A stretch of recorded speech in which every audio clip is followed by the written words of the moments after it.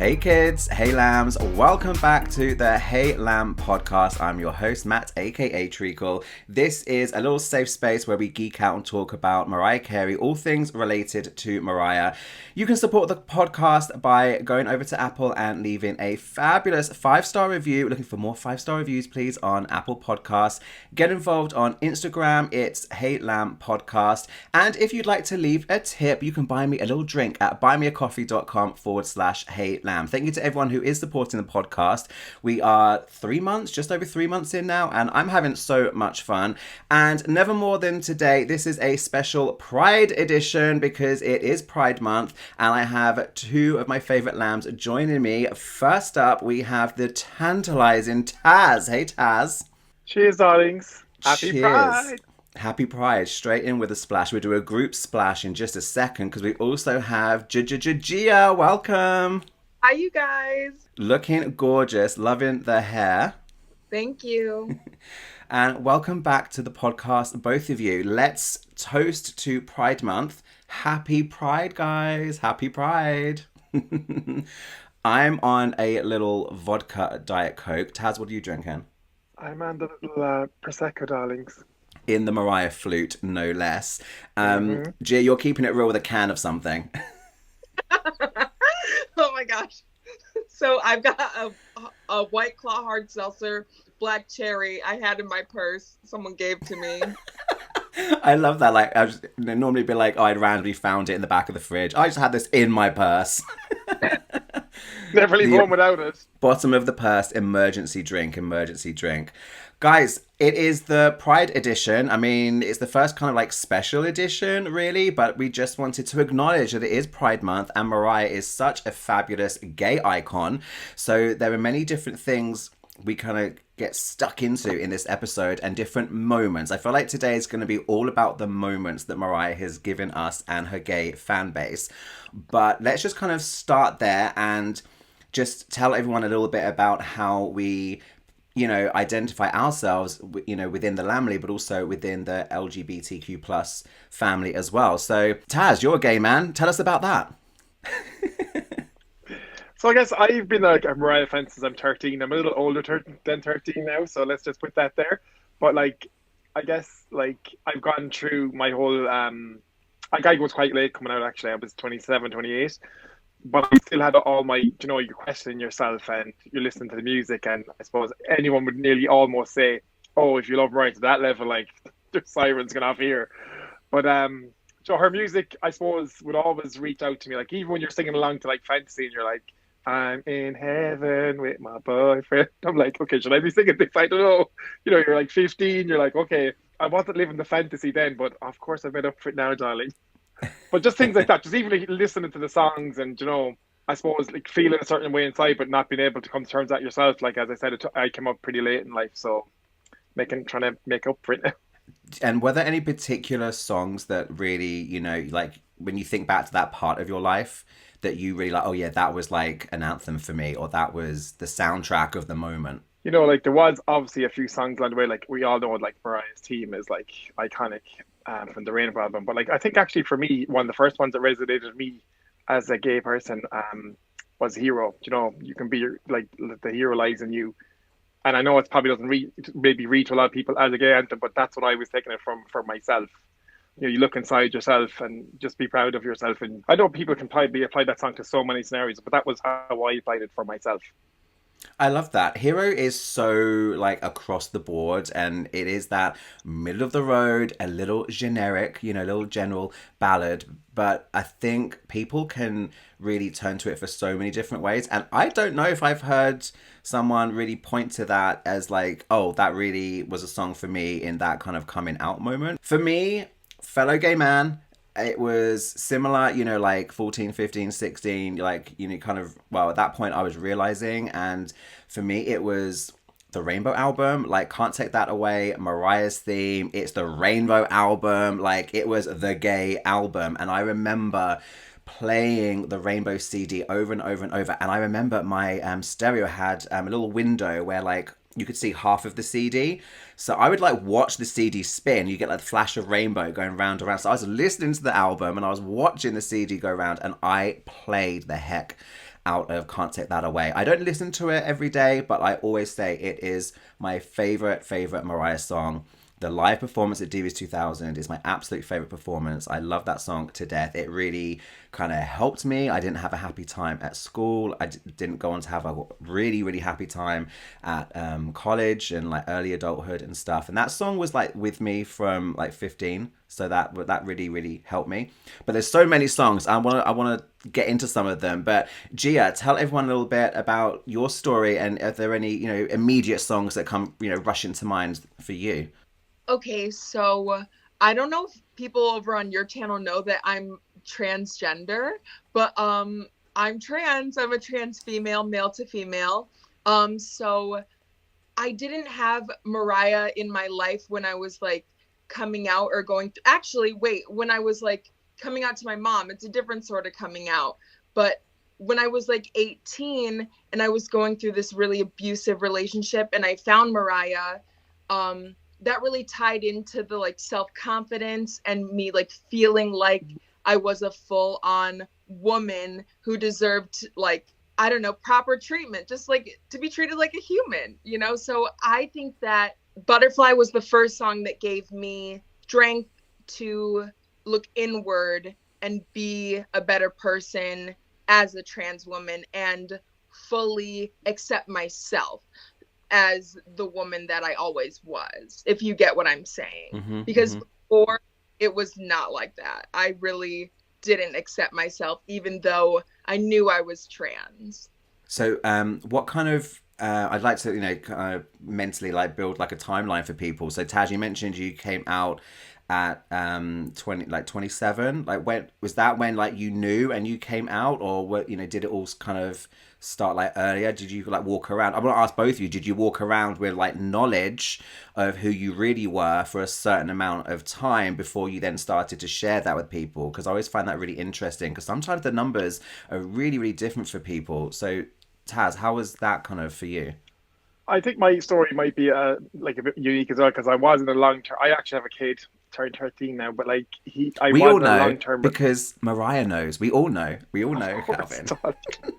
Shout out to Caldy. But I suppose for me, like I was in a committed long term relationship with his mom, so I didn't really explore that side of myself, even though it was there, it was in me, I suppose, just from a small town, not really getting to, I kind of get into that relationship quite young, maybe spend the most part of a decade with that. Do you know what I mean? So for me, I just didn't have, maybe like I would love to have done it maybe when I was 16, 17, but for me, it just didn't happen that way. So I suppose like a lot, like even as Gia said, like my overall number one song of all time is Butterfly. So I can see like, you're holding yourself under that glass. It's not even that someone else is doing it. Like I think for Gia, she was stifling herself. For her to be the butterfly that she is today, she had to apply those lyrics for herself, because she was holding maybe herself back. So I can see why she might, that might be. But another call out, I suppose, for a lot of people probably watching this podcast as well, would be Outside, because again, you don't really, like, when you're questioning yourself and you're like, you like in society or whatever. Like I know Mariah done it because of biracial, but like again, because we can all apply our own situations, that would be another one that like you're standing there all alone, blinded and unguided. You like, for me in a small town, didn't have friends that were gay, didn't have a gay club. That might sound crazy, but that's just how it was in Ireland. It was like a really rural place I grew up. So just even have a song like that, just to, to relate to in that way. Maybe not in the way that maybe Mariah intended when she wrote it, but still that ambiguity. So for me, like Butterfly, I like Outside, they're classics, and I can see 100% why someone would relate to those and get the strength to be themselves and maybe be proud of who they are because of those lyrics. Yeah, Mariah's got so many songs, so many lyrics where it is about, like being on the outside and looking in. Hello, outside and looking in. But then, just, like you said, with Hero, trying to find the strength, and no one can touch you if you've got peace within yourself. Mariah's theme, and Outside, I knew what she was singing about, but I totally can, at that younger age, could turn it around and apply it to myself. And I think she's aware when she writes these songs that, well, that's where I'm coming from, but people can totally relate to anyone that feels different for any reason and they can't relate to people around them. And certainly that was me. I felt like the only gay in the village, like so many of us do. And then when for me, it all joined, like finding the Lambily and finding my tribe was London, and going up into London and meeting other gay men, other Lambs, other Mariah fans. You're like, oh my God, you're a Mariah fan and you're gay. Like, it was like a double whammy for me. And that meant the most in like my late teens going into early 20s.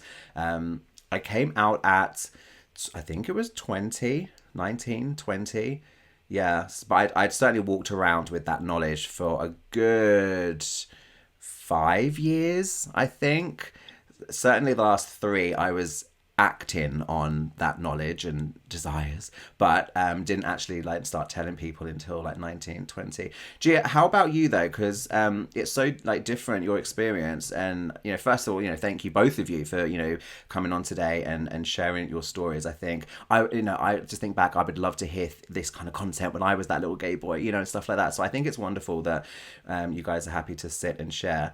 What was it like for you, Ghia, in terms of like different ages, and did you carry, like, did you feel like you were carrying a big secret around for a long time, and then how is it then crossing that line and telling that first person and sharing your true self with people? That must have been such a big step. Well, I came out at age 10, so it was actually like one of my first like fully thought out memories that I like created myself, sort of thing. And at that age, being transgender or anything like that wasn't even like a word in my head. It was just, Mom, I want to wear girls' clothes, and they weren't even surprised by it. Before that, it just felt like I was different, and everyone could feel that I was different. Everyone asked, are you a boy or are you a girl, because of my hair?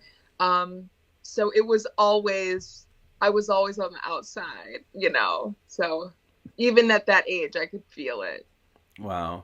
Yeah. I think looking back, a lot of people, whether it's gay, lesbian, trans, like whatever it is, a lot of people can look back and go, yeah, it just didn't feel the same as a kid and couldn't quite put my finger on it. And I know that was the case for me. But you don't have the language. You don't have the skills at that age to articulate what it is. You just feel different, and even saying that it just feels like too much to kind of communicate to parents. And then parents, it's really difficult for them because they just want you to socially integrate and just be happy and be successful. And so for a lot of times it can be quite scary for parents to acknowledge that there's anything different about their child, because their fear is that they're going to be ostracized or penalized, or just and have anything negative happen to them. I've been lucky, I've had nothing but support, but I know it's not the same for a lot of people. We've touched on a few songs there already, but are there any other songs that you kind of, when you think of Mariah, the gay icon, what other songs come to mind? Because I suppose we've got the songs where it's like deep and meaningful, like the ones we've spoken about already, but then there's like the ones that appeal to like the gay audience, like the ones that you want to have at the bar and the club. So what are some songs maybe that you would, if you had like a Mariah Pride track list, what's going on that? Dream Lover Club Mix. The Club Mix edit. I think a lot of the club mixes, even the Fantasy, the Heartbreaker, they're all upbeat. And I think like we've seen in the past, like she has cited those were for the gay audience. Do you know what I mean? So she always catered for the urban market, the dance and pub, / gay market, and then you're straight up pop for the radio. So she's always been clever that way to reinterpret our songs and reimagine them. So obviously we've all like loving the Junior Vasquez remixes of Heartbreaker when they come out. Even all the different types of like as you say, even to Say Something remixes, like they're all bops. Everything, even the pop versions are kind of like gay anthems, like so. Yeah, absolutely. And actually, I have pulled a few audio clips. I've done a bit more research and stuff for this podcast, because I knew there were a few audio clips out there, and I wanted to start bringing in more audio clips into the podcast. We've got a few today, kids, and actually, Taz, that's the perfect opportunity to bring in this audio clip. I love when I'll work with different remixers who do things that are perhaps geared towards the gay audience more.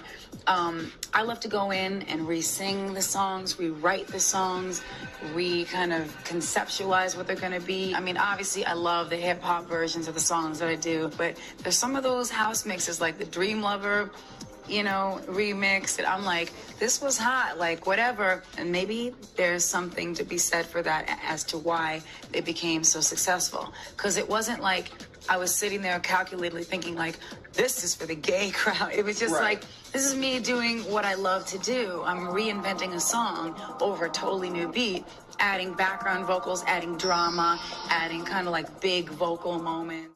So shout out to Dream Lover. That's like the one song she specifically mentioned. I would say, like she said, it's all about being creative and collaborating with people, and not necessarily said, oh, we're going to make something for the gay crowd. But I think at times, like she has. I think some of those times she goes into the studio and she's working with David Morales in particular.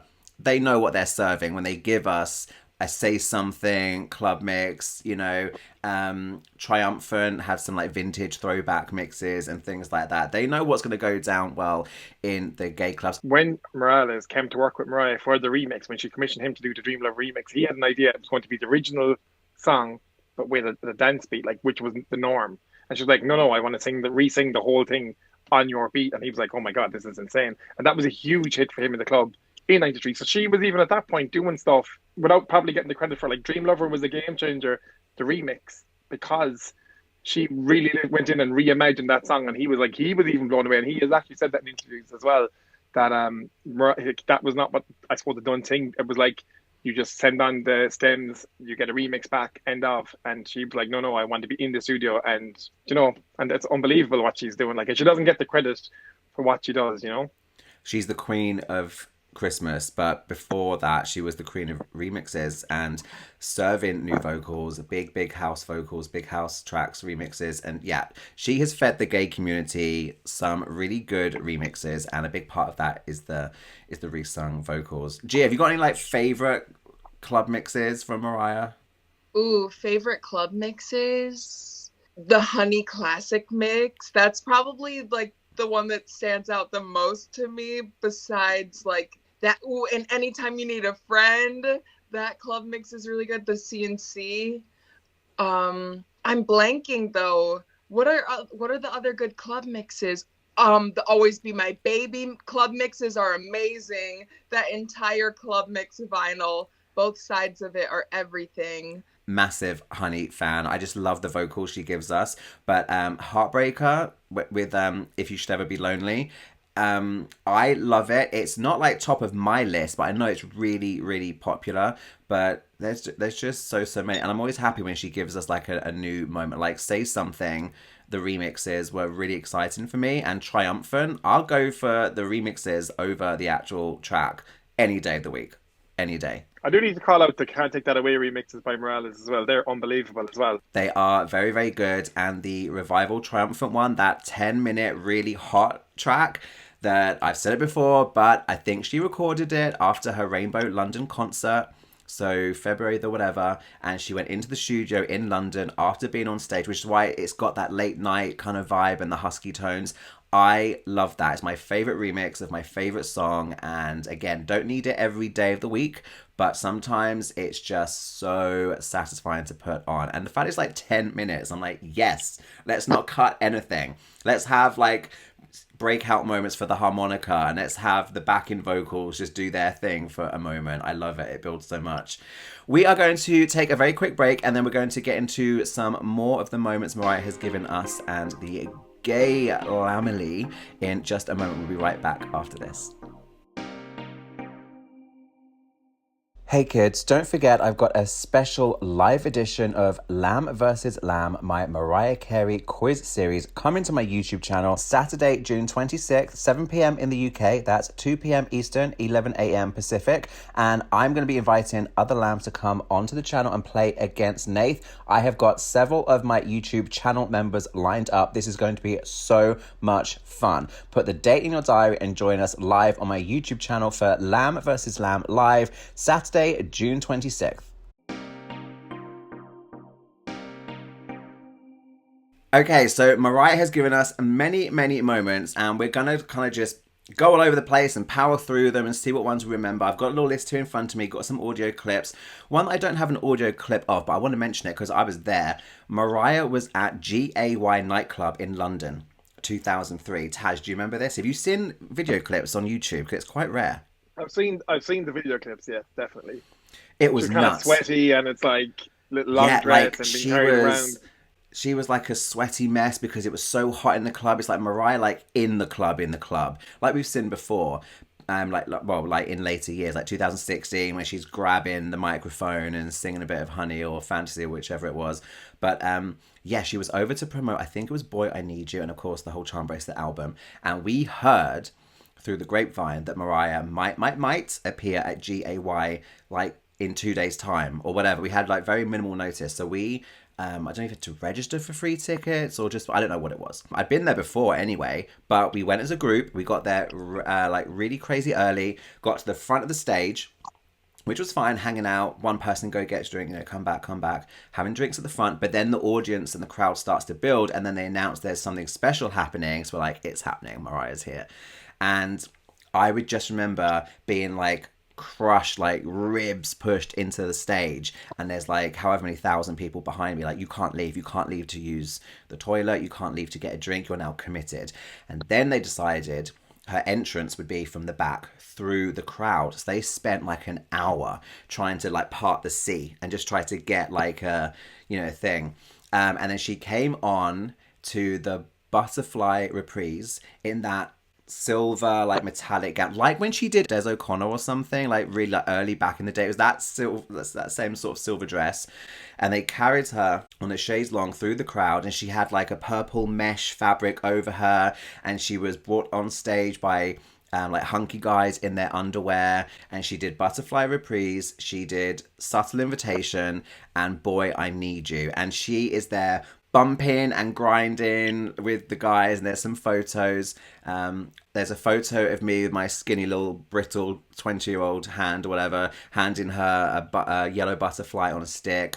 She took off some costume jewelry. She had a ring. She took it off and gave it to my friend next to her. Like, we were front row seeing Mariah up on stage in front of, a gay club audience, just being so diva, so cap. And yeah, the hair melted and she was a sweaty mess and everything, but I loved it. It was just like, Mariah's like getting down in the gay club. It was just so much fun. And there are a couple of low quality video clips on YouTube, but it's everything. Ghia, are you aware of this? Have you seen clips or photos? I've seen the clips of it, and I can just like feel how humid it is in there, and I'm like, I need to go. I can't imagine how hot it was in there. Yeah, it was crazy. It was really, really stuffy, and yeah, we felt it, and I felt bad for her because she had to kind of let it go. She acknowledged it, but she had to just let it go. And I thought that's amazing. Like she's really just giving all of us a little treat. It was such a treat, and it was amazing. Of course, people moaned because she didn't come out until like 1 a.m. or something, and then it took a long time to part the crowd. But then the guy who runs it, Jeremy, whatever, he was like, well, can't please everyone, and like this is a really huge deal. It's Mariah Carey. Like, if you have to wait a while, you have to wait a while, but come on, surprise guest. It's just amazing. I'm kind of past my clubbing days. I think Mariah is like the only person that could maybe like get me back in that kind of situation, but it did feel like a once in a lifetime situation. I don't know if I could do it again. I don't know. Taz, if she did it again, would you go? I still try to go to the clubs without Mariah, so if she was there, it's like times 10. I feel like you still have a pair of party boots that get a little bit of use. Not so much for me. Pride merchandise. We got a whole new range. Well, first of all, I don't have my Pride merch yet. At the time of recording this, it hasn't arrived. I think that it's because I ordered the fan. And the fan, I think, was a pre-order. And I've only seen in the past couple of days some US lambs cracking their fans. So I think now that it's produced, I'm going to get mine. I really want my Loverboy t-shirt. Everyone's wearing them. It's now June. I don't have mine. So I was going to wear a Pride t-shirt for today, but instead I'm wearing one of Michael's lovely designs. And Ghia, you're wearing one as well. Quick sidebar, Michael is going to be a future guest on the podcast. He announced it on his social media last week, and he's asking his followers, what would you like to hear him talk about with me? Because he had a t-shirt that was part of Mariah's official merchandise like 2 Christmases ago. So I want to hear all about that and much, much more. So shout out to Michael. He will be a future guest on the podcast. But I couldn't wear Mariah's Pride merch, so I'm wearing Michael's merch instead. But we had the huge drop with the new collection this year. But we got Pride merch for the first time, Taz, was it 2-3 years ago? It's been a few years now. Was that the one with like the graffiti type Pride? Was it like almost like it was like a graffiti? Yeah, there was like a hoodie. I can picture her like really curly Raya with a Pride hoodie, and then there's like the sleeveless tees, the tanks, where it's the rainbow, like her laying on the bed with the word Pride above it, and it's got a little rainbow like on the back. And I think there was also a white one with the Rainbow album cover. So I feel like she's done 2, again, correct me in the comments, kids, but I feel like she's given us 2 Pride merchandise drops before now. But this was the big one. What took your eye? What did you like? And did you order anything from this one? Ghia, what took your fancy from this year's drop? I mean, obviously, her taking back the power with that Loverboy shirt is iconic. So that's the first thing I saw. As soon as I saw it, I was like, did she really do that? Like, is it real? I was like pinching myself. But also the Heartbreaker shirt. Those are the 2 things I got first, because anything that Mariah has worn, it just makes me super excited if she's going to make that into some sort of merch, because I love Mariah's aesthetic and her vibe, especially in the 90s and early 2000s. So, yeah, brand it, package it, ship it. I'm here for it. Yeah, the Heartbreaker one's cute because you can kind of replicate the Heartbreaker single if you want. If you've got a stomach you're proud of and you want to like curl it up and like do that, you could recreate the photo. So that's really fun for Lambs. Taz, what did you like from this year's merch drop? There was a lot. The first thing that was like, oh my god, I need that shade in my life, because it's like Mariah is the classic queen of shade. She never comes for anyone randomly. She always gives a good response. So like Mariah is not problematic, as we all know, but she will give it back if you come for her. So we do love a Sade moment. So I can't wait to be like, even on here going when someone says something kind of shady. But I got the Pride socks. The Loverboy tee is an absolute must. But so yeah, I love the Pride stuff this year. Actually, it's just way more, I think, even appeal than the first launch, to be honest. Yeah, there's so much. This drop is amazing. And even merch in general, this is just a step above things I've seen in the past from Mariah. Yeah. Like you got there's cycling shorts. Taz, you got the socks. There's glitter merch kind of tied in. I'm sure there's more glitter merch coming with the 20th anniversary, but the fact there's a few glitter things in there as well. So happy. And I want to give a shout out to One Lamb, because they had a cute little video that was already doing the rounds on social media, and then Mariah retweeted it herself. So you know what this is. Heartbreaker, you got the best of me. Keep on coming. Nice slag. Shout out to Malachi, because that made me smile and laugh when I first saw it, and then Mariah then came, I think a couple of weeks later now, but she's retweeted it. Now he's waving around the flag, because you get the Rainbow album cover as a flag with a couple of eyelets to hang. But there's something with the connectivity, because I think, Taz, I need like a ruling on this. It sounds like he's trying to say or said it's his flag. But it came out as slag, right? Oh, I'm not sure, but I took it up as flag. Yeah. Wait, what is slag, you guys? Like slag a slut or a slutty. Slag right? Is slang. Slag is slang for like slut or whore. So it's like you'd say, oh, like, do you know her? Oh yeah, she's a bit of a slag. I want to ask. I need to chat with Malachi, because it's Mariah's album flag, and he called it a slag flag. But is that because his boyfriend was waving it around, and he's like in a friendly, joking way, just taking the piss and poking fun that it's, oh, there's my slag with his flag, like that. Like, but the fact Mariah retweeted it, it's like, oh, there's my slag. Was highly amusing. Is like as as Ghia just said, like Mariah, like as I said in previous recordings as well, like Mariah will always take back that power. It might take, she could do it instantly, she might do a quick snapback, or she might take like that glitter 20 years later, giving us the Loverboy tea. Like she's owning that moment now. She's not ashamed of it. She's like, hey, if I can make a coin off this now, great, you know? And any fan that buys that, we immediately recognize it as, oh my God, that's the Loverboy tea. You'd instantly know that's a fan if you're a lamb, you know? So, and even like the New Year's Eve, the first year there was the audio issues. The next year she comes back and she kills us stone dead. Like she is literally the epitome of resilience, and you know, like probably again relating back to the gay thing. Like you're gonna, you know, it might take a while, but you will get there. For anyone that maybe is going through something, if they're feeling any type of way, you know, if you believe in yourself and persevere, you will own it. You know, even if there's someone saying something to you out there that might seem like a lot right now, but like in 10 years time, that'll just be so menial. It's not even a thing. And you'll be like probably even laughing about that with your friends. What you might deem to be a big issue right now is going to seem so small down the road, you know? So at that time, obviously that was a big thing for Mariah, and now she can release merch about it. So there was a time she wouldn't even say the word glitter. She would say dust or sparkle or whatever. She wouldn't even mention, and here we have now the merch. So you have to really give it to Mariah for that. Like she does come true to the other side and then be like, bitch, I'm Mariah Carey, so you cannot.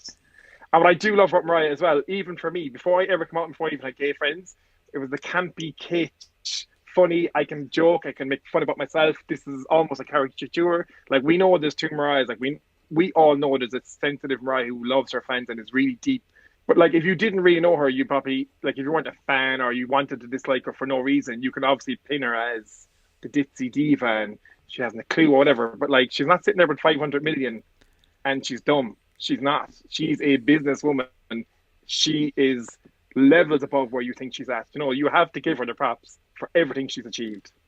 Taz, you've read my show notes. Like you're honestly, you're taking the conversation. You're taking the conversation exactly what I was going to, because like the next point I wanted to raise was that it's just like her personality and how she projects herself. Like being Mariah Carey is her job, right? And she knows that she's in on the joke. I keep saying this. But she gets it. The whole diva and darling and splashes. Everyone has fun with that part of her. But it is like, it's the playful nature. It's like, it's the surface level. When we go deep, deep, deep, we get to looking in outside Mariah's theme and so many more. But I mean, Taz, you're drinking out of a champagne flute with Mariah's signature on it because she's smart enough to have this shit made, and because that's the part that we love. We need the gowns and the diva and the drama. The camp nature of Mariah Carey, I think, is so appealing. The gays love their divas, and who else is out there doing it at diva level 100 like Mariah right now? Who?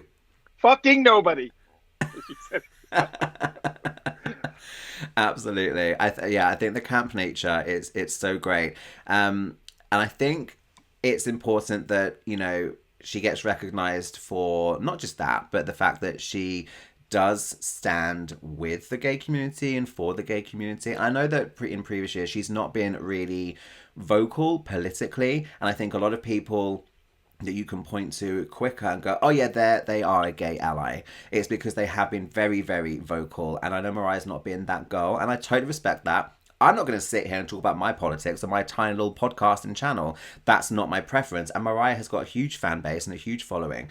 And it is difficult. But I feel like over the past few years, she really has just run out of fucks to give on many a topic. And she is now starting to tweet things and post things. And I'm like, yay, do it. Go for it. So I think in the future, we'll just see like more and more and more of that. But just because she hasn't been the most vocal or the most in front of our eyes doing the most, I really think like behind the scenes, she has just been, you know, doing the most and doing a lot for so many people. And the next clip I want to play is her receiving her, I think it was the Ally Award at the GLAAD Awards, which I think was 2016. So that is the one where I can picture the dress, I can picture the hair. I can't describe it very well. I'll put this up on Instagram, Hey Lamb Podcast. But yeah, she had Lee Daniels present to her. And then you'll recognize her acceptance speech, because I know this did the rounds. Mariah is one of us. I know many celebrities that pretend to be one of us. This bitch is one of us. To the marrow, bone. She is, she becomes, she feels, and she walks the walk, and she's with us. I'm happy and honored that they've asked me tonight to give you this award. GLAAD honors you, I honor you, we love you. Thank you, GLAAD, for this honor. This is amazing. Okay, I was a little nervous about tonight because I thought I had to learn like a whole new alphabet to everyone, to introduce and not uninclude people, because I was like, man, I don't want to do it wrong, and what do I do? And then I decided that if I have to memorize it, I might as well elaborate on it. So we got L, legendary. G, gorgeous. B, beautiful, all of you beautiful people. T, tantalizing. And even Q for quality. Okay? I love that. Even Q for quality. Do you guys remember that speech? Ghia, you was nodding along. You remember it? Oh, of course I do. That was like right around when I started like being a huge fan of Mariah. So I was like starting to watch the things that she was getting invited to and going to. I don't think before that I really saw anything huge as far as like you're an ally. But then when that happened, I was like, okay, she's here for it.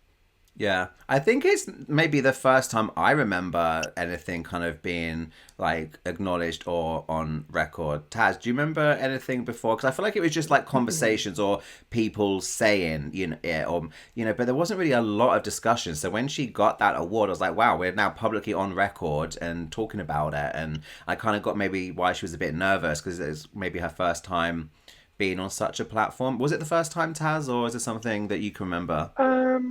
Like for me, I know she worked with the likes of Sevilla's and Coles very on in her career. Sevilla's and Coles, and and had like gay like artists to help her get her remixes out and stuff like that. So she's always been on board, always an ally, a friend.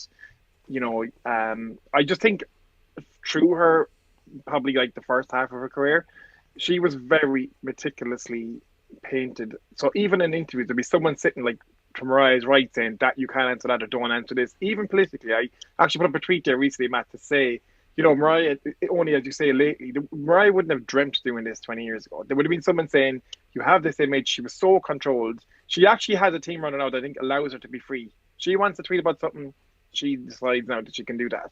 But that I don't think was always the case. And I'd say, I'd imagine the way people in her book guided her away from talking about urban, trying to, I think the same happened with the gay thing, so it was like, just don't, it's not like I know you support it and everything, but I don't think you should mention it in case you drive people away, in case it's polarizing or whatever it is.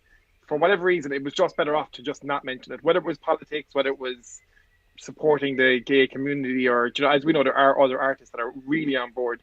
But I think Mariah's getting there slowly but surely with that. But I think she's been told for years you cannot do that. Not that she ever listened to anyone, but as you know, like for a lot of her early career, she was very stifled. Like even when she done the cover for the Rainbow album, like she said, it was the first time that she actually felt confident enough to let the hair be off her face and look genuinely happy. Up to that, there was someone telling her about this side, that side, the other. Look this way, look that way. She genuinely on that cover was feeling free and smiled. She's smiling. It's a beautiful photo. She's free, she's happy, and I love it. Look who popped in, guys. Taz is waving his vinyl copy of the Rainbow album for those that are listening. We're going to take another quick break and continue with more moments, but I'm going to throw in a really quick one here. It is another a part of a speech from Out 100, I think 2013. Ghia, I think you might have sent me this one. I know that you love it, so here it is. I'm so happy to be here tonight. I'm a straight girl. I don't really know why they asked me to be here, but my boobs have been out for years. I'm a straight girl. I don't really know why they asked me to be here, but my boobs have been out for years. I love that. That's classic. Love boobs. Gays love boobs. Definitely. It's as simple as that. Gay loves boobs. Guys, we've got to take a quick break and more Mariah Pride moments when we're back after this. Ghia joins us from the Adventures of Gigi podcast, which she co-hosts with Gareth. You need to check out the Adventures of Gigi and join Gareth and Ghia for even more Mariah Carey content. Here's a quick introduction from one of their recent episodes. Hey, you guys, welcome back to the Adventures of Gigi podcast. I'm Ghia Parow, and I'm here with Gareth Storer. And today we are going to be talking about the moments that stand out to us from the emotions era. Now, neither one of us were rolling around and kicking it back in the day. I wasn't even alive yet. Gareth, were you born yet? I was born, but I was still watching cartoons and playing out with friends. How old are you in 91? I was 5, nearly 6. Oh my gosh. You're so old. Anyway, I'm just kidding. I love this episode because they go in on the emotions era. It is so much fun. Go and check out the Adventures of Gigi.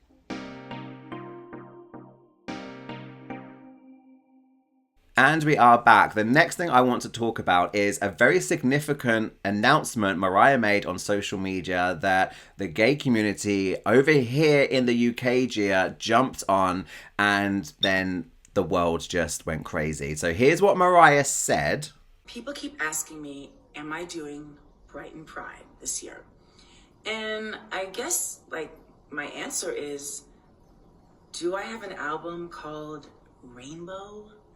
Of course I'm doing Brighton Pride this year, darlings. I can't wait to see you there on August 1st.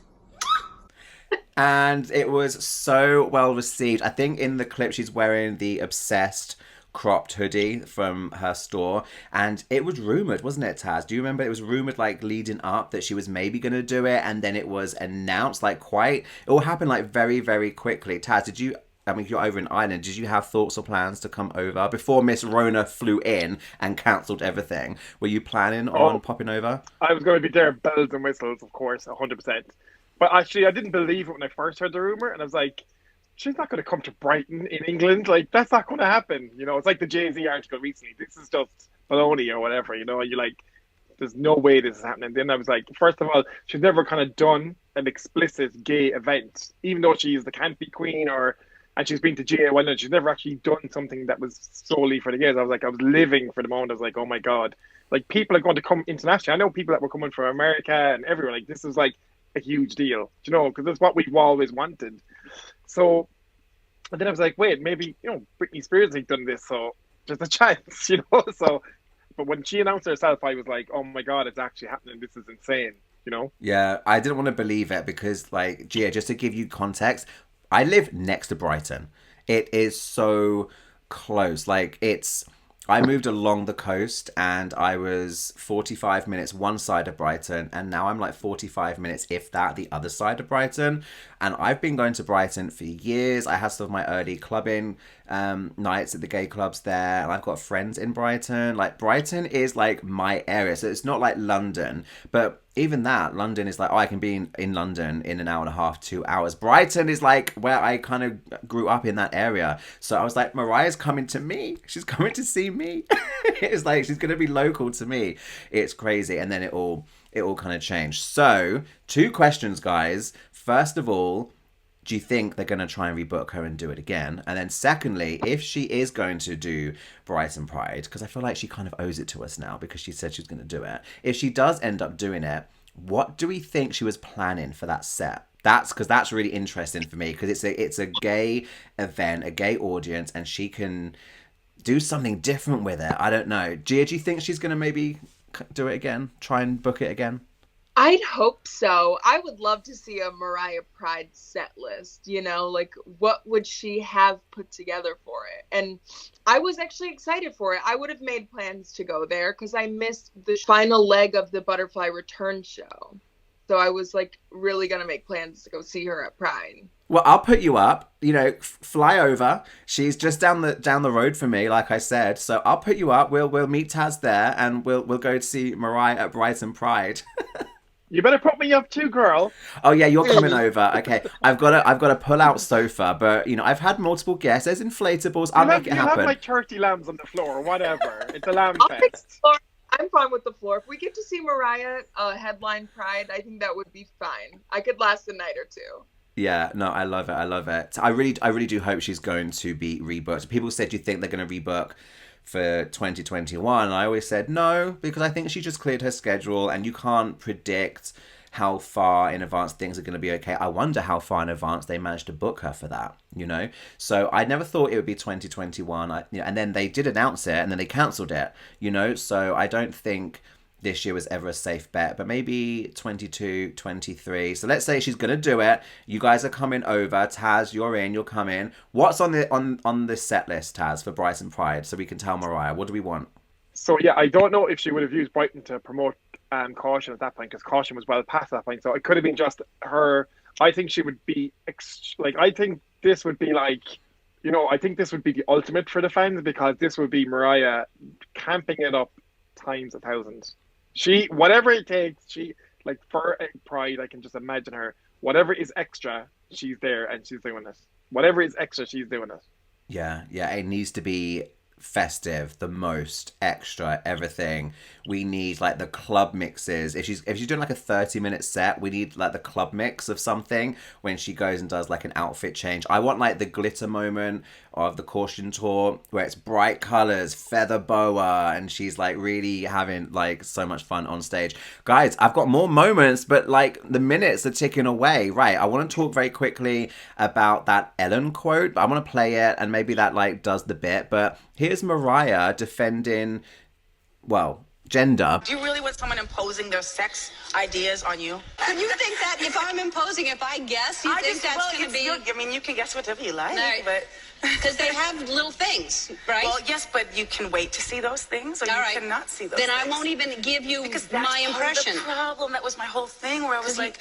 What? What about the room at home? Are you gonna like you? I know you. You're gonna want to gender neutral. Okay, so you're doing that to the I don't know. Honestly, I don't know. I know you, and you're gonna want pink if it's a girl, and you're gonna want blue if it's a boy. I'm not gonna impose pink on a girl. You think I'm gonna really go that hard with it? So obviously that's Ellen trying to say to Mariah while she was pregnant, do you want to know about the gender of the babies and stuff? And I was really like, she doesn't want to go there. And then she really was just like, it goes on a little bit. She's like, no, if you really go in and like do pink and do all this, that's how you get the opposite, and like let them be, and you know, imposing like your thoughts and your wishes. And looking back now, it's not that many years ago, it was like 10 years ago, but looking back now, it's like, wow, some clips don't age very well. I mean, Ellen in general, several clips don't age very well, but this was recently brought to my attention again, and I was like, wow, like that actually has aged, for Mariah's part, aged very well. I'm quite proud of Mariah back then talking about you know, that and answering that question and kind of dodging it, but not just saying nope and moving on. Like she was like, no, come on, because that's really do you really want to do that? What did you guys make of that clip? I think that besides how Ellen has been discovered as being problematic in the last year, I think it's funny that the lesbian and the one who's supposed to be like breaking boundaries and like moving life forward is like kind of being the closed-minded one in that situation. Yeah, that's a good point. Taz, do you remember this back in the day? Because I kind of forgot about it. Do you know, I only saw it recently as well. And do you know what? It's funny that it's only kind of coming back to the light now, but like, a lot of things were said back then, and I suppose I didn't really actually see how important what Mariah was saying. Now when you sit down and look at it, like it's so important. What you think? I'm not going to pose society, whatever society's already imposed to me. I'm not going to pass that. I'm going to give them their own. I'm going to give them gender neutral.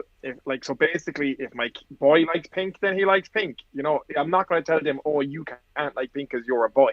She's miles ahead. Yeah. Do you know, like even for back then. Do you know what I mean? So. Like, I didn't give her that credit at that time, but looking back, that's like mind blowing. That's the nurturing she has. She's gonna let those kids flourish in a very natural way and not have her ideas or society's ideas. You know, and I think she fosters them that way as well. Like she fosters all these ideas, like that they can be whatever they want.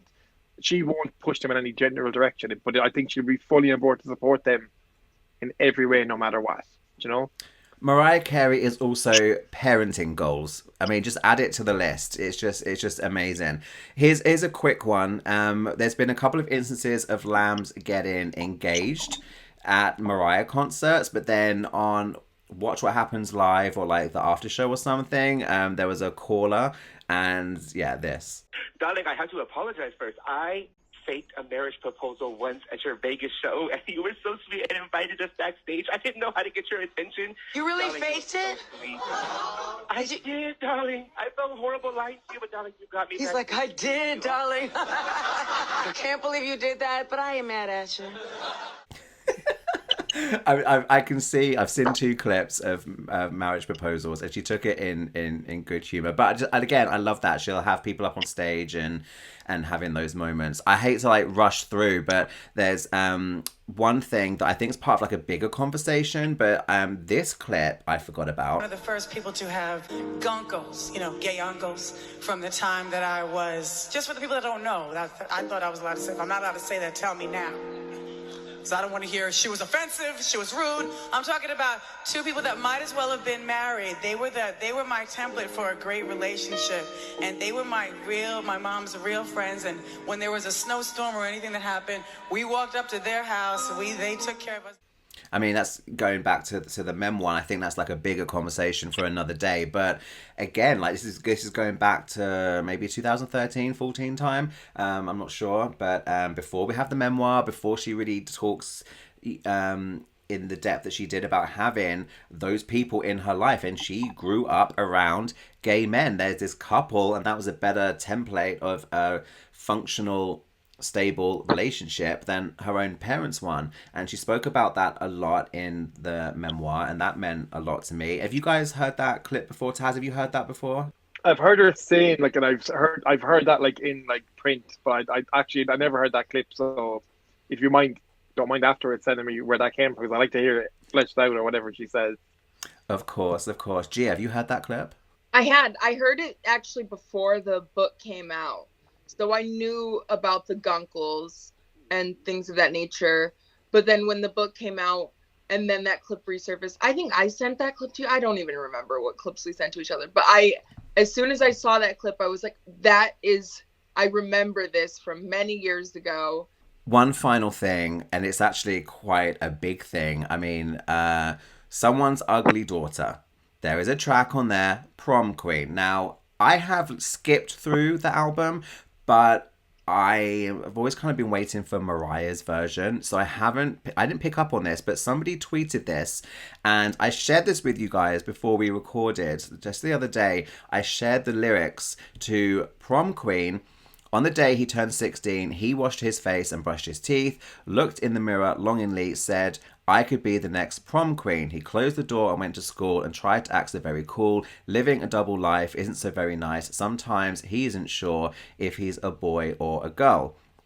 And it talks about opening up his vanity case and applying his makeup and stealing in his little sister's dress, used his little brother's socks as breasts. It says he shaved his legs and moussed his hair, put on his mother's underwear, and it just goes on. I'm like, Mariah Carey co-wrote a song in 1995 about being transgender. Ghia, you know I'm coming to you. I mean, my mind is blown. But what does this mean to you? I mean, because you've got all this love and stock and faith in your girl Mariah, and now you find out she was writing this back in 95. I bet you feel damn proud.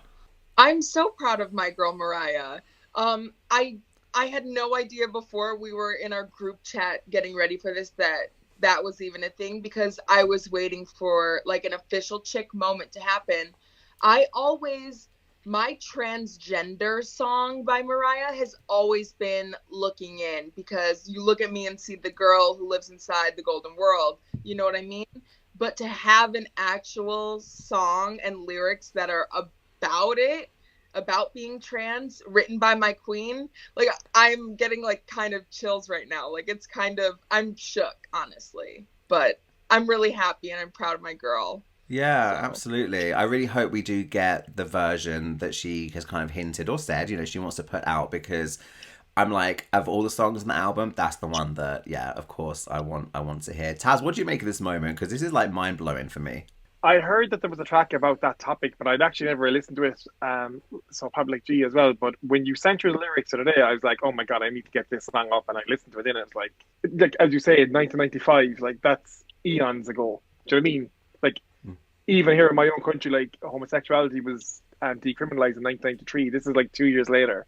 Do you know what I mean? So this just to me at that time alone is by me one. But even if you wrote it yesterday, it's still like mind blowing, you know. So someone like Ghia then can totally relate to that and get something out of there that Mariah, even on that level, has that scope, like, you know. That it's like specifically written about that, because I can like project my trans like identity onto a number of songs that Mariah has written, but to have her actually like go into herself and then come up with something outside of her to like give to somebody else like that, that's crazy. Like that's a whole different level to me.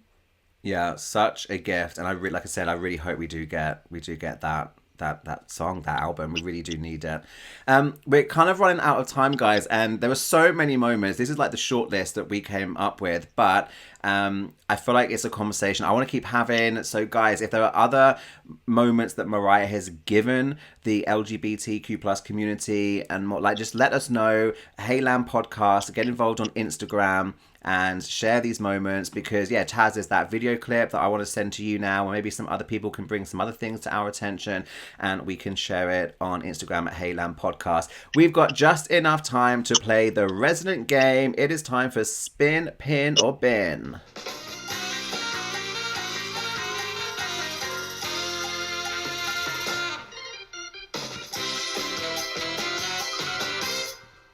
So we all know the rules. There are going to be 3 Mariah songs chosen at random. You've got to spin one, pin one, and bin one. Spin is love that shit, play it now. Pin is maybe another day, I'll put a pin in it for now. And bin is trash for you, Ghia, darling, in America. So it's, you never get to play it again. But guys, because this is the Pride edition of the podcast, we are going to play the Rainbow edition of Spin, Pin or Bin. So on my list of songs, I've got the entire track listing of the Rainbow album.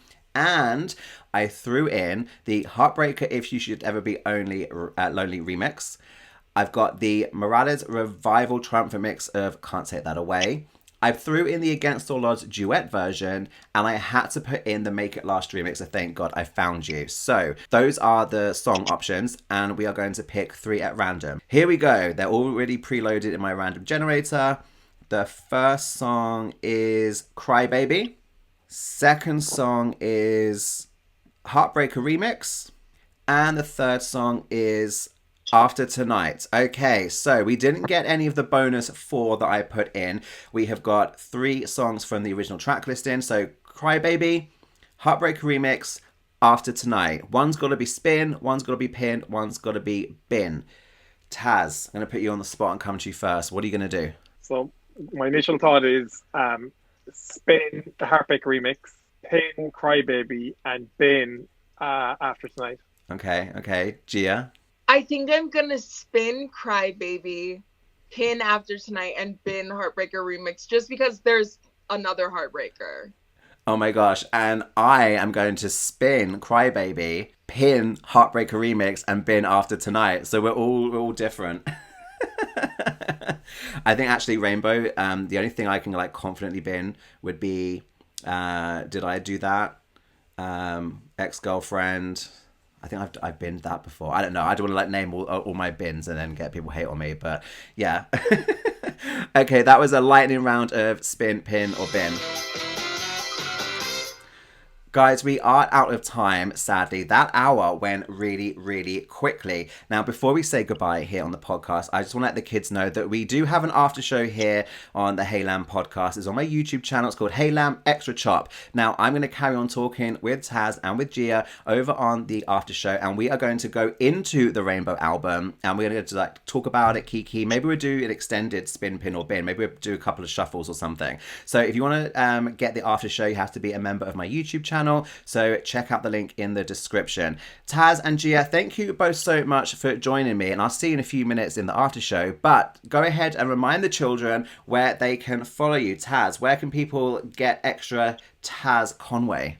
So Taz Conway on Instagram and Taz Irish Lamb on Twitter.